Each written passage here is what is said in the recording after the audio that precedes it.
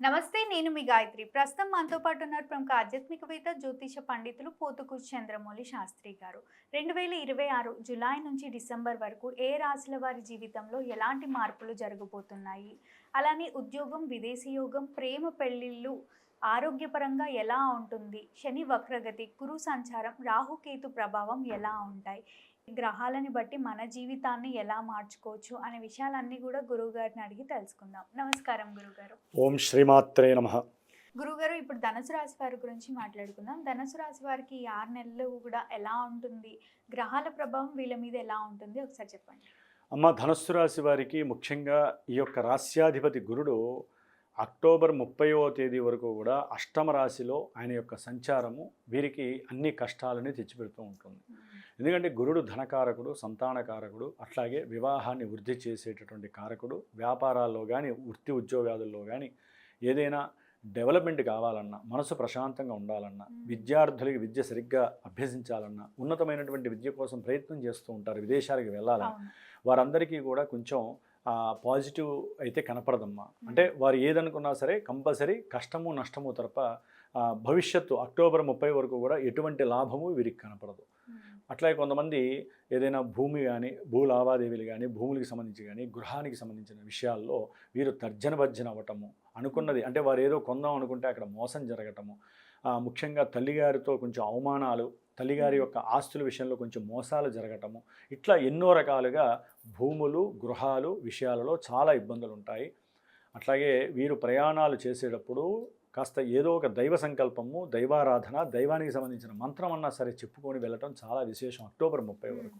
అట్లాగే వీరికి గృహాల పరంగా, వాహనాల పరంగా ఎప్పుడు మరమ్మతులు చేసినా మళ్ళీ మరమ్మతులు చేయాల్సి వస్తూ ఉంటుంది. అంటే 10 రూపాయలు పెట్టి ఎక్కడో అక్కడ పని చేయిస్తారు.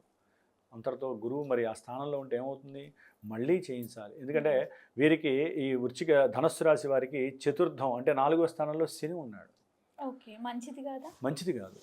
ఒక పక్క చతుర్థాధిపతి, రాస్యాధిపతి రెండింటికి గురుడు వెళ్ళి 8లో ఉన్నాడు. ఇక్కడ చూస్తే 4లో శని ఉన్నాడు. అసలు ఈయన బలంగా లేక 4వ స్థానం బలంగా లేకపోతే విద్యార్థులకి ఒక రకంగా సంకటం తల్లి.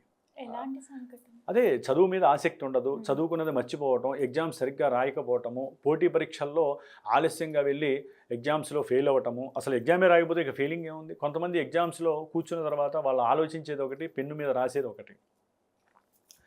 ఆలోచన సరిగ్గా ఉండదు, గృహంలో సౌఖ్యము సరిగ్గా ఉండదు కొంతమందికి. దానివల్ల కూడా వీరి యొక్క ఆలోచన పోతుంది.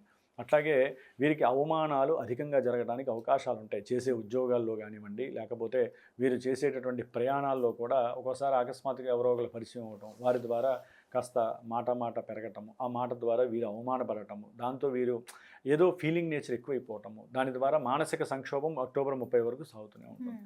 అక్టోబర్ 30 తర్వాత గురుడు ఎప్పుడైతే భాగ్యస్థానంలోకి వస్తారో వీరికి చక్కటి అనుకూలమైనటువంటి ప్రయత్న కార్య సిద్ధి జరుగుతుంది.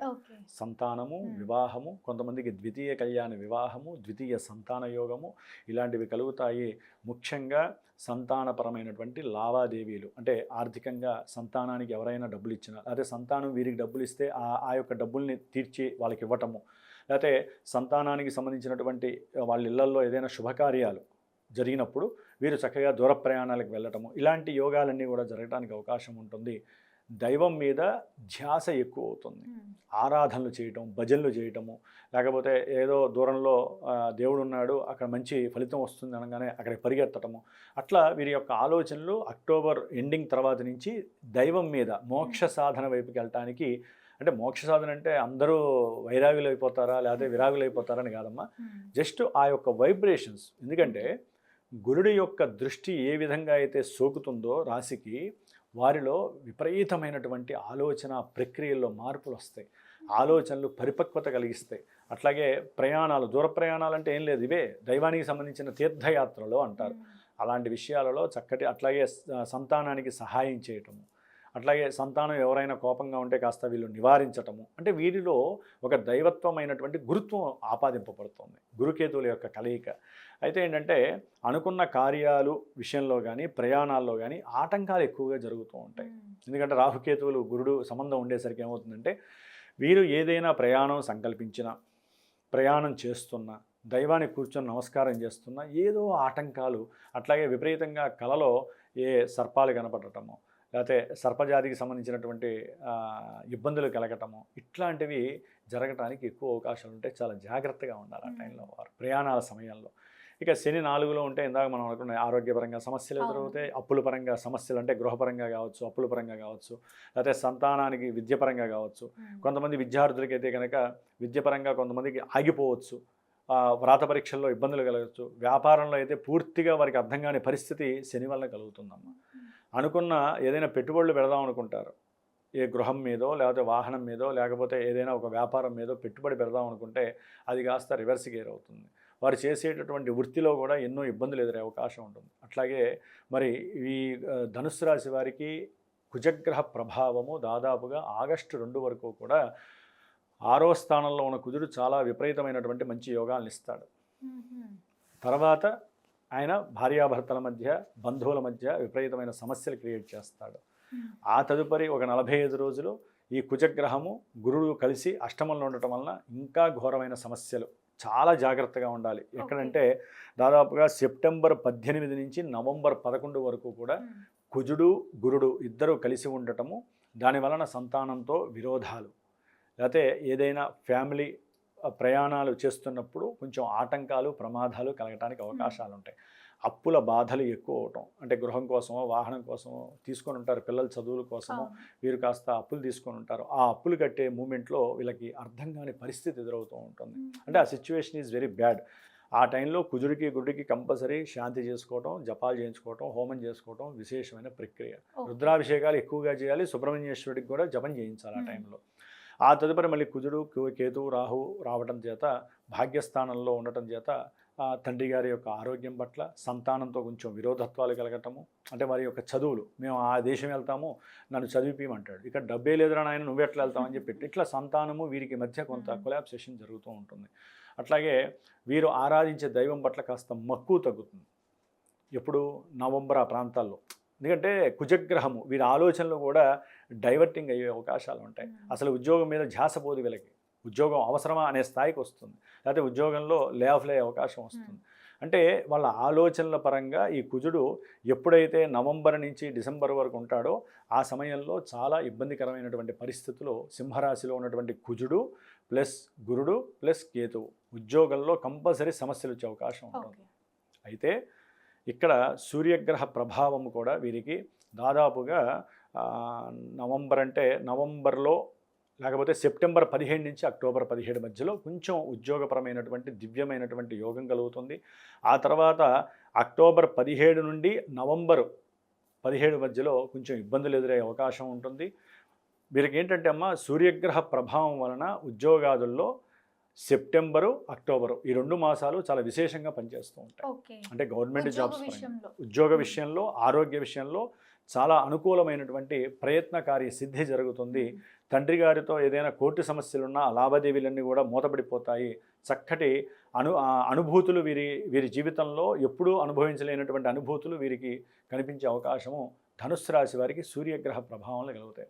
ఇప్పుడు కూడా మనము గోచార ఫలితాలు చెప్పుకునేటప్పుడు ఆ గ్రహాలు ఎన్నో వందల కారకత్వాలు కలిగి ఉంటాయి. మనం చెప్పుకుండేది ఎంతసేపటికి మనకి నిత్య జీవితంలో ఉండేది వృత్తి, ఉద్యోగము, వ్యాపారం ఇవే కదా, లేకపోతే సత్సంతానము, భార్యాభర్తల గొడవలు ఇవే కదా. ఒక్కొక్క గ్రహము మంచి చేస్తే ఇంకో గ్రహం వచ్చి ఆ రాశిలో కూర్చొని ఇబ్బందులు క్రియేట్ చేస్తూ ఉంటుంది. అందుకనే విన్న తర్వాత కూడా ఎవరైనా సరే ప్రేక్షకులు కొంత గుర్తుపెట్టుకోవాలి, వారికి సమస్య నెత్తి మీదకి వచ్చినప్పుడు తప్పకుండా చెలించాలి, వారి జన్మజాతకాన్ని గురువు దగ్గర చూపించుకోవాలి. అంతేగాని గోచారంలో బాగుంది కదా అనుకుంటే మరి మాకు బాగాలేదండి, మాకు చూస్తే చాలా కష్టాలు ఉన్నాయి, మీకేమో గురుబలం ఉంది, బ్రహ్మాండంగా ఉందని చాలామంది అనుకుంటే వాళ్ళు చాలామంది నాకు ఫోన్లు చేసేవాళ్ళు ఉంటారు. అందుకనే జన్మజాతకంలో చూసుకోవటం ద్వారా, లేదమ్మా ఇప్పుడు గోచారంలో గ్రహాలు మిమ్మల్ని ఇబ్బంది పెడుతున్నాయి, జన్మజాతకంలో కొంచెం దశలు అనుకూలిస్తున్నాయి, కాకపోతే మిమ్మల్ని ఇబ్బంది పెడుతున్న గ్రహం జన్మజాతకంలో బాలేదు కాబట్టి ఆ గ్రహానికి కాస్త జపం చేసుకోండి, దానం ఇచ్చుకోండి, అభిషేకం చేసుకోండి అని గురువులుగా మేము సరైన వే చూపిస్తాం, సలహా ఇస్తాం. కాబట్టి అక్కడ అసలైంది లేకపోతే కొసర ఏం పని చేస్తుంది? గోచారం కొసర మాత్రమే, అసలు కాదు, గుర్తుపెట్టుకోండి, జన్మజాతకమే అసలు. కాబట్టి దీన్ని ఆసరా చేసుకొని జీవితాన్ని ముందుకు వెళ్ళాలి. ఏమీ లేని వాడికి ఏం చేస్తాడు? గురువుని ఆశ్రయించి, నాయన మరి గోచారం మీద మాకేమీ తెలియదు, మాకు మా పేరు బలం మీద చూస్తున్నాము అని చెప్తే వారికి ప్రత్యేకమైనటువంటి సలహాలు ఇవ్వటంలో గురువులో మేము సంసిద్ధులుగా ఉంటాం. ఎందుకంటే జాతకం లేని వాడికి ఏముంటుందమ్మా, కాలం ఆ రోజున ఆ క్షణం మా చేత ఏం చెప్పిస్తే అదే వాడికి జవాబు. ఓకే. కాబట్టి ఆ విధంగా కూడా వాళ్ళు గురువుని వాడుకోవచ్చమ్మా. జాతకం, డేట్ ఆఫ్ బర్త్ లేకపోయినా వాడుకోవచ్చు. తప్పకుండా గురుగారు. మళ్ళీ వీళ్ళు ఈ 6 నెలలు ఏం చేయమంటారు? ఏం లేదమ్మా, ఏదైనా పరిహారం చెప్తారా? దత్తాత్రేయుడి చరిత్ర కానీ దత్త చాలీస ఎంత చదివితే అంత మంచిదమ్మా. ఓకే. విద్యార్థులైతే గురు దక్షిణామూర్తి స్తోత్రాన్ని బాగా నేర్చుకోండి. దక్షిణామూర్తి జపాన్ని చేయించండి తల్లిదండ్రులు, తప్పేం లేదు. 16 రోజులు ఇప్పుడు నా పీఠంలో నేను ఇలాంటి చదువుకునే వాళ్ళకి 16 రోజులు దక్షిణామూర్తి జపాన్ని చేస్తాను నేను. అంటే గురుగ్రహ జపము 16,000 సార్లు ఆయనకి చేసేటప్పుడే దక్షిణామూర్తి జపాన్ని కూడా ఆచరిస్తాను. మూలపెద్దను 16 రోజు గురువారం కూడా చూసుకొని వారి జన్మ నక్షత్రాన్ని బట్టి నేను హోమం కూడా చేపిస్తాను విశేషంగా. దానివల్ల ఏంటంటే ఇలాంటి గ్రహస్థితి వచ్చినప్పుడు విద్యార్థులకి చాలా యోగ్యకరంగా యోగాల్ని కలుగజేస్తాడు ఆయన. దక్షిణామూర్తి తప్ప వీరికి వేరే దిక్కులేదు, చదువు విషయంలో కానీ, లేకపోతే పూర్తిగా ఆర్థిక విషయాలు కానీ, లేకపోతే కొంతమందికి సంతాన విషయంలో కానీ, ఏ విషయం చూసినా గురుడే కదమ్మా ముఖ్యం. కాబట్టి ఇంకా ఉచ్చస్థితిలో కూడా ఉండడు ఆయన. 5 డిగ్రీలే ఉంటాడు. తర్వాత ఎప్పటి నుంచో ఆయన జులై నుంచే పలాయనం చిత్రించేశాడు. ఉన్న స్థానం అదే, కానీ ఆయన ప్రత్యేకించి బలాన్ని ఇవ్వలేని పరిస్థితుల్లో ఉంటాడు ధనుస్సు రాశి వారికి. కాబట్టి సర్వం శివార్పణం అనుకుంటూ శివుణ్ణి ఆరాధించుకోవడం, శివుడికి అభిషేకాలు చేసుకోవడం తప్ప బ్రాహ్మణులకి స్వయంపాకాలు ఇచ్చుకోవడం, ఇలాంటి చిన్న చిన్న రెమెడీస్ చేసుకొని బయటపడాలమ్మా వీరంతా కూడా. తప్పకుండా గురుగారు. ధనుసు రాశి వారికి ఈ 6 నెలలు ఎలా ఉంది, వీళ్ళు పాటించాల్సిన పరిహారాలు, తీసుకోవాల్సిన జాగ్రత్తలు ఏంటి అని ఎంతో చక్కగా తెలియజేసినందుకు ధన్యవాదాలు. శుభమస్తు.